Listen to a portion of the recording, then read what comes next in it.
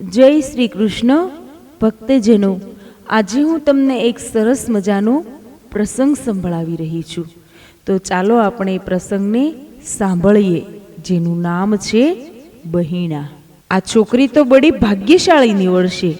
એના ગ્રહ એવા બળવાન છે કે કોઈ શ્રીમંતને ત્યાં, અરે એથી વધારે જાનકી બહેન વિશ્વેશ્વર જોશી કુંડલી કરતા કરતા બોલ્યા, સંસારમાં શ્રીમંતાઈ એ જ એક વસ્તુ મહત્વની નથી. જીવન સાફલ્યની સિદ્ધિ એનાથી પણ ચડિયાતું તત્વ છે. આ જન્મ કુંડળી તો કહે છે કે તમારી પુત્રી મહાન પ્રભુ ભક્ત બનશે, પોતે જાતે તરશે ને બીજાને પણ તારશે. પુત્રીને જન્મ આપનાર જાનકીબેનનો ઉત્સાહ ઓસરી ગયો. પુત્રીને ધનવાન સાસરું મળે તો બેડો પાર થઈ જાય એવું એ મીઠું સ્વપ્ન વિશ્વેશ્વરની વાણી સાંભળતા સરી પડ્યું. એણે મોં મચકોડ્યું. ભગતડી થાય એમાં શો દાડો વળે. એથી ઉલટું જાનકીના પતિને હર્ષ થયો. તમારા મોંમાં સાકર વિશ્વેશ્વરજી, આ પુત્રી પરમ ભક્ત નીવડે એ તો મારા અહોભાગ્ય. ભગવાન શંકરની પ્રસાદી તો પવિત્ર સ્વરૂપમાં જ પરિણમે ને. વિશ્વેશ્વર વિદાય થયા અને જાનકીના પતિએ આવુજીએ પત્નીના મનનું સમાધાન કરવા પ્રયાસ કર્યો. ગાંડી રે ગાંડી, સંતાન માટે તો તું વલખા મારતી હતી. શેર માટેની ખોટ પૂરવા માટે મેં ભગવાન શંકરને આરાધ્યા. ભોળાનાથે મારી અરજ સાંભળી અને એમના આશીર્વાદથી તને પુત્રી રત્ન છાંપડ્યું. હવે એના ભવિષ્ય માટે આવી તે શી આતુરતા? એ શ્રીમત બને કે ભક્ત, એ તો જેવા એના લલાટે લખાયા લેખ. એ ભક્તાણી નીવડે તો એમાં ગૌરવ લેવા જેવું જ થશે. સંતો ચાચું જ કહે છે કે જનની જણ તો ભક્તજન, કા દાતા કા સૂર. જાનકી સમજી ગઈ, શેર માટેની ખોટ પૂરવા માટે તો પતિએ પોતાના જન્મસ્થાન દેવગાંવની પશ્ચિમે આવેલી શિવનંદ નામની નંદિનીના તટે લક્ષ્મી તીર્થ ઉપર શિવની આરાધના કરી હતી. દિવસો સુધીના પતિના જપ તપથી ભગવાન શંકર પ્રસન્ન થયા હતા. મહાદેવના કૃપા પ્રસાદથી જ ખોળામાં હસતું કૂદતું બાળક રમી રહ્યું હતું. પુત્ર નહીં તો પુત્રી, પરંતુ પ્રભુ કૃપાથી વાંજ્યા મેણું તો ટળ્યું ને. એના ભવિષ્ય માટે અત્યારથી સી ચિંતા. જાનકીએ મનને મનાવી લીધું. 17મા શૈકાનો સમય. એ કાળે અષ્ટવર્ષા ભવેત નારી એવી માન્યતા રૂઢ હતી. જાનકીની પુત્રી બહિણા 8 વર્ષની થઈ અને એના વિવાહ માટે જાનકીને ચટપટી થવા લાગી. આવુજીએ સારું કુળ અને મન માન્યો મૂર્તિઓ મેળવવા માટે બહુ ફાફા માર્યા, પરંતુ ક્યાંય એનો ગજ ન વાગ્યો. હતાશ બનીને અંતે શિવપુરમાં રહેતા 30 વર્ષની વયના બીજવર જોશીને જમાઈ તરીકે એણે પસંદ કરવો પડ્યો. આવુજી દેવગામમાં નોકરી કરીને જીવન નિર્વાહ ચલાવતો હતો. માથે ખૂબ દેવું ચડી ગયું હતું. લેણદારો જપ્તી લાવ્યા, ઘર બાર બધુંય ગયું. ધણી ધણિયાણીને જઈને ત્યાં રહેવાનો વારો આવ્યો. નસીબ 2 ડગલા આગળનો આગળ. એ ન્યાયે જોશીનો ધંધો પણ ઠીક ન ચાલ્યો. બધાનું પોષણ કેવી રીતે કરવું એ પ્રશ્ન વિકટ થઈ પડ્યો.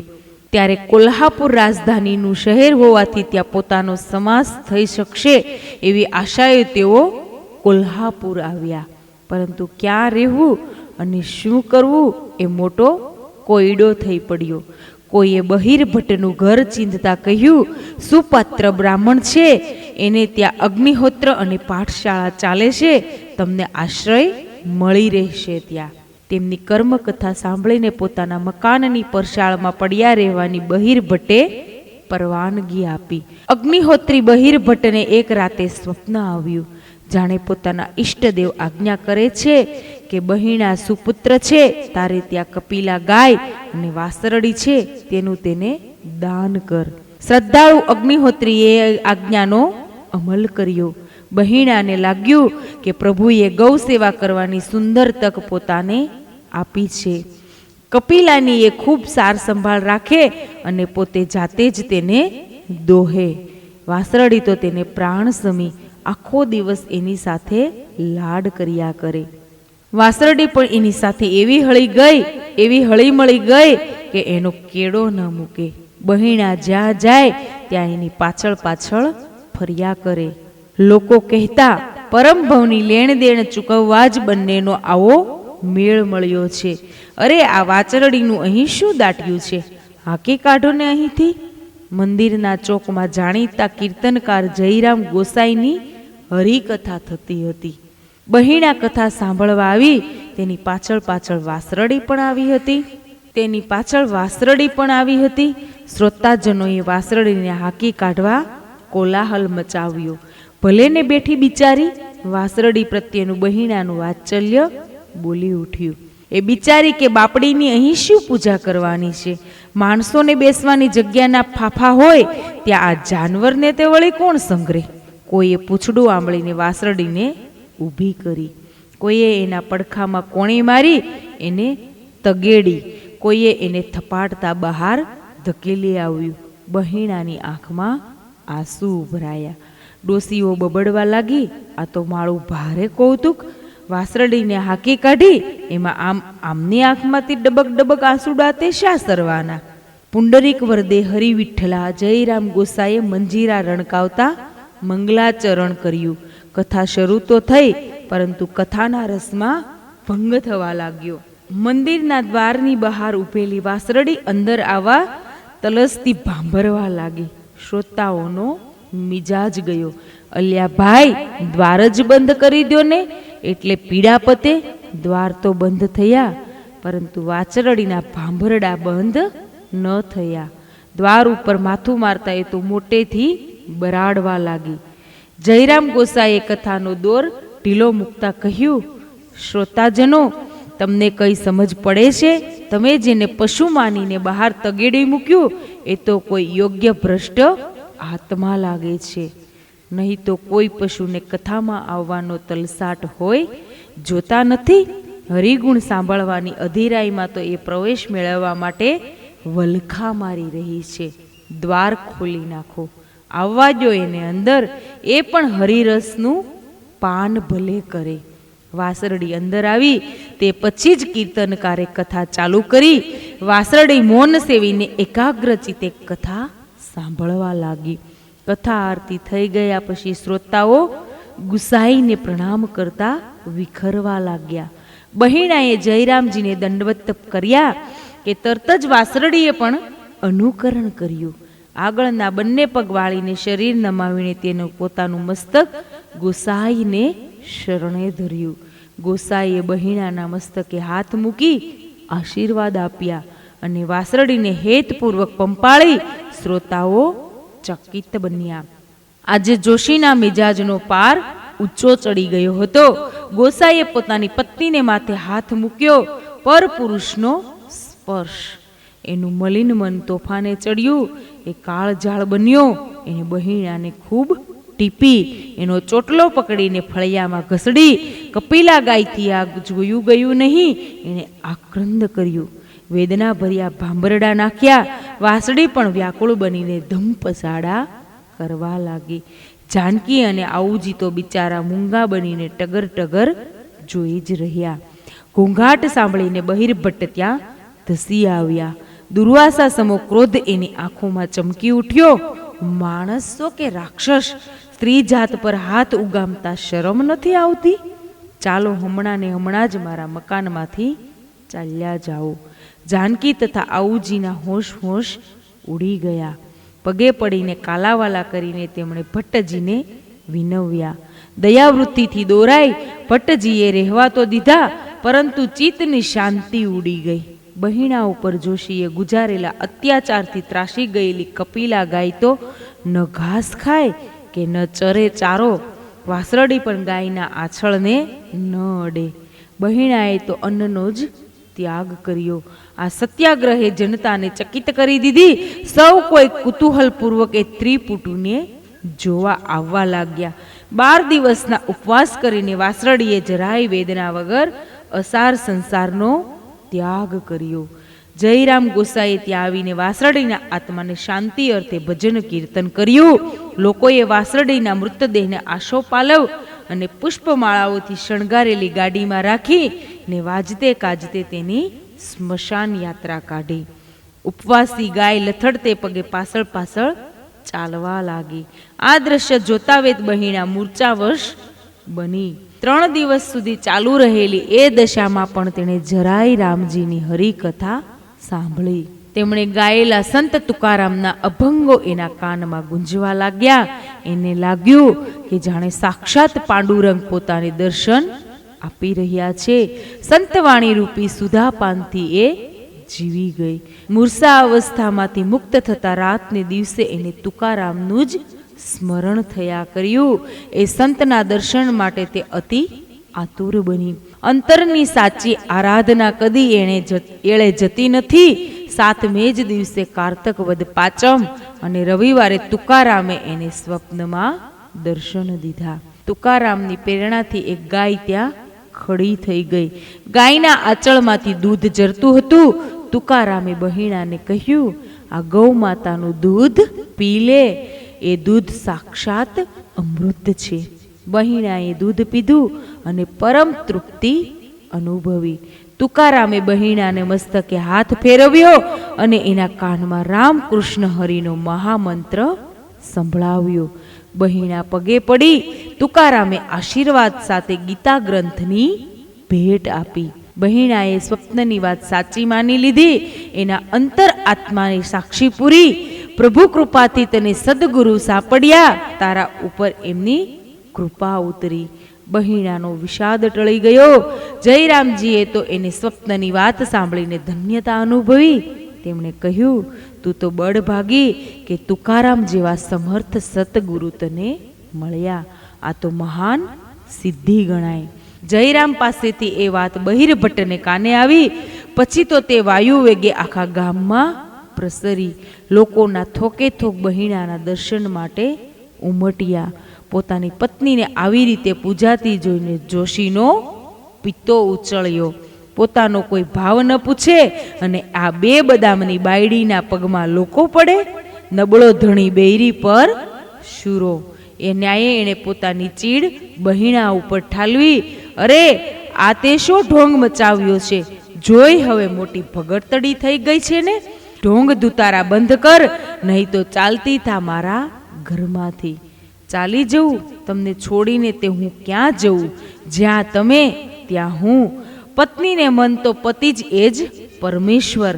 તમને છોડીને જવું તો પાપમાં પડું.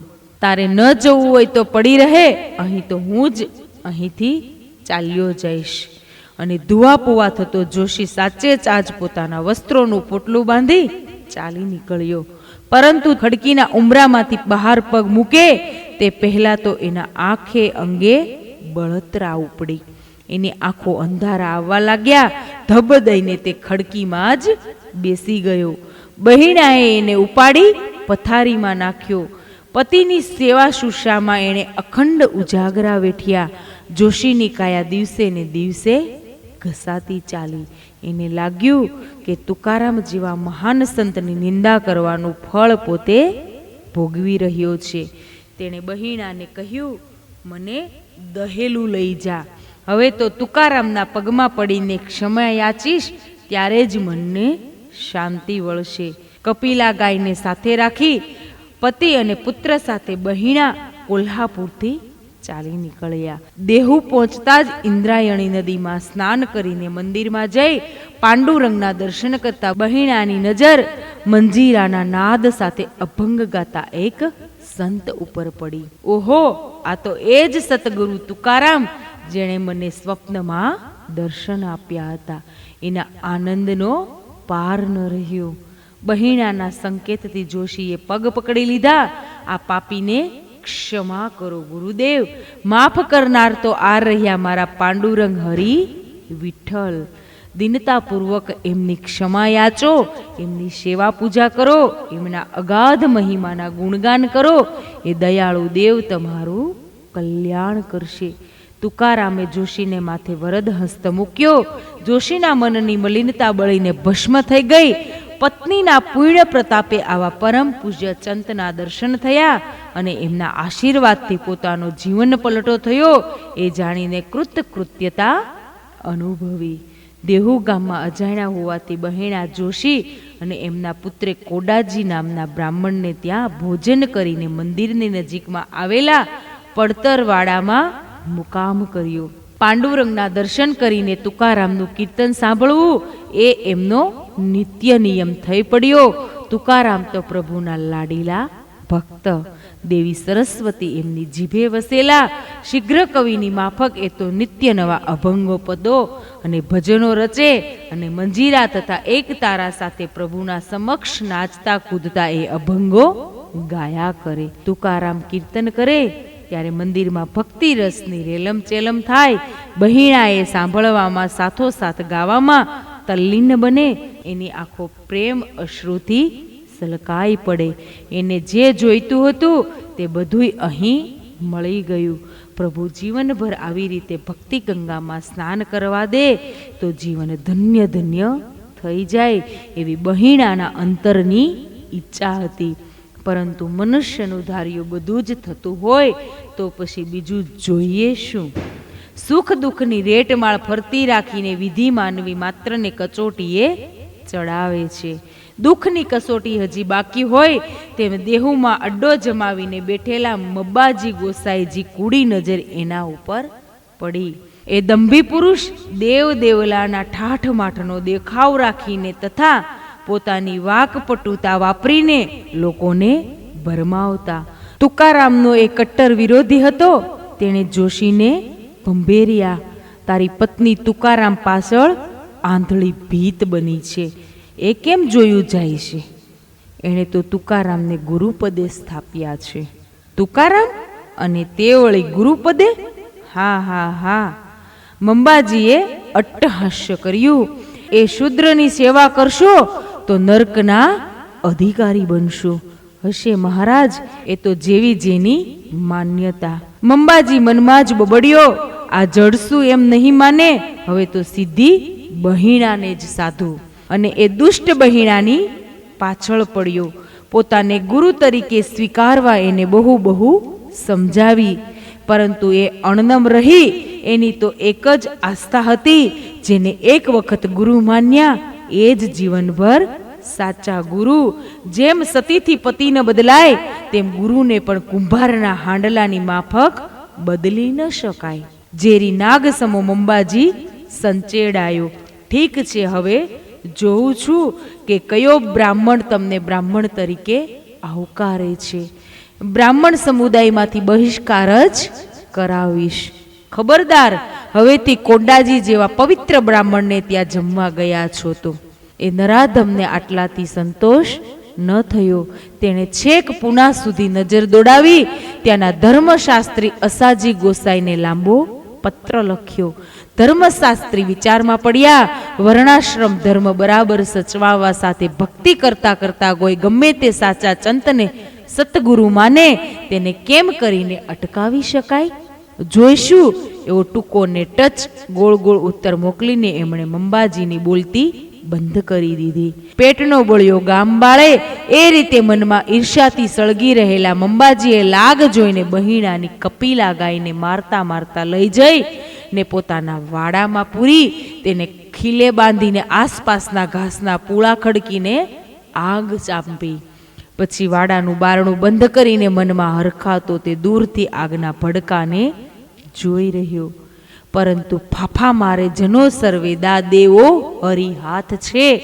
એ ન્યાયે એની બાજી ઊંધી વળી. જેનું જગતમાં કોઈ ન હોય તેના બેલી પરમ કૃપાળુ પ્રભુ હોય છે. વાડામાં નીકળતા ધુમાડાના ગોટા જોઈ લોકો કુતૂહલપૂર્વક ત્યાં દોડી આવ્યા. ગાયના ભાંભરડા સાંભળીને તેઓ વાડાની વંડી ઠેકીને અંદર ઉતર્યા અને ગાયને બચાવી લીધી. ગાયના શરીર ઉપર છોટાના છોડ ઉઠેલા જોઈને તુકારામનું હૃદય દ્રવ્યું. પાંડુરંગ રડતા તેમણે ગાય ઉપર મૃદુ હાથ ફેરવ્યો. ગાયને શાંતિ વળી. મંબાજીના હાથ હેઠા પડ્યા. એ નર પિશાચથી ખટપટમાંથી બહેણા મુક્ત બની. એ અરસામાં બહેણાને પુત્રી છાપડી. તેણે માની લીધું કે કોલ્હાપુરમાં મૃત્યુ પામેલી વાસરડી જ આ પુત્રી રૂપે જન્મી છે. એનું નામ પાડ્યું કાશી. કાશીના જન્મ પછીથી બહેણાની ઉંમર 70 વર્ષની થઈ ત્યાં સુધી પતિ પત્ની સાથે રહેતા હોવા છતાં તેણે અલિપ્ત સંયમી જીવન ગાળ્યું. બહેણાને તુકારામના અભંગો તો કંઠસ્થ હતા જ, પરંતુ હવે સતગુરુની કૃપાથી એ પોતે અભંગ રચતી ને કીર્તન વખતે ગાય સંભળાવતી. દેવદર્શન અને કથા કીર્તનમાં જીવન વિતાવી રહેલી બહેણાને પોતાના અંતકાળનો પૂર્વાભાસ થયો. 72મા વર્ષમાં પ્રવેશ્યા પછી તેને લાગ્યું કે હવે આ પ્રાણ પંખેરું સંસારમાંથી ઉડી જવાની તૈયારી કરી રહ્યું છે. આસો સુદ પ્રતિપદાના પવિત્ર દિવસે દેહ ત્યાગ કરવાનો તેણે સંકલ્પ કર્યો. તેનો પુત્ર વિઠોબા ધંધાર્થે શુક્લેશ્વર રહેતો હતો. ત્યાંથી પોતાની પાસે બોલાવી લઈને બહેણાએ પોતાનો મનોભાવ વ્યક્ત કર્યો. બેટા, ધ્યાન દઈને સાંભળી લે. મારા અનેક જન્મો થઈ ગયા હશે, પરંતુ છેવટના 13 જન્મોની કથની મારા જાણવામાં છે. એ 13 જન્મમાં હું સ્ત્રી રૂપે જ અવતરી હતી અને તું જુદા જુદા નામથી મારા પુત્ર રૂપે જન્મ્યો હતો. આ મારો છેવટનો જન્મ છે. હવે હું પુનઃ જન્મ નહીં પામું. એક વખત દેહુની ઇન્દ્રાયણી નદીને કાંઠે 3 દિવસ સુધી ભૂખ્યા અને તરસ્યા રહીને એકાંતમાં મેં ઈષ્ટદેવને આરાધ્યા હતા. સતગુરુ તુકારામે સ્વપ્નમાં દર્શન આપ્યા હતા, પરંતુ તેમના પ્રત્યક્ષ દર્શન તથા સ્વમુખના ઉપદેશને હું ઝંખતી હતી. મારી એ ઈચ્છા સફળ બની. હું ધ્યાનમગ્ન બેઠી હતી ત્યાં તેઓ જાતે આવ્યા અને મને 3 મંત્રો આપ્યા. તેમણે કહ્યું, તારા જન્મ મરણના ફેરા ટળી ગયા. આ લોકમાં ફરીથી તારે આવવાનું નથી. તને મોક્ષ મળશે. તારા 13 જન્મનો જે સાથી છે તે તારો પુત્ર પણ તારા જેવો જ જ્ઞાની થશે, પરંતુ હજી તેણે બીજા 5 જન્મ ધારણ કરવા પડશે. મારા કપાળમાં પોતાનો પવિત્ર અંગૂઠો અડાડતા વધુમાં કહ્યું, પાંડુરંગની પ્રેરણાથી મેં તને કવિત્વ શક્તિ અર્પી છે. તેનો સદુપયોગ કરતી રહેજે. તારી બુદ્ધિ આત્મજ્ઞાનમાં અવિચળ રહેશે. એમના દર્શન, ઉપદેશ અને આશીર્વાદ પામીને ઇન્દ્રાયણી નદીમાં સ્નાન કરીને હું પાંડુરંગના દર્શન કરવા મંદિરમાં ગઈ.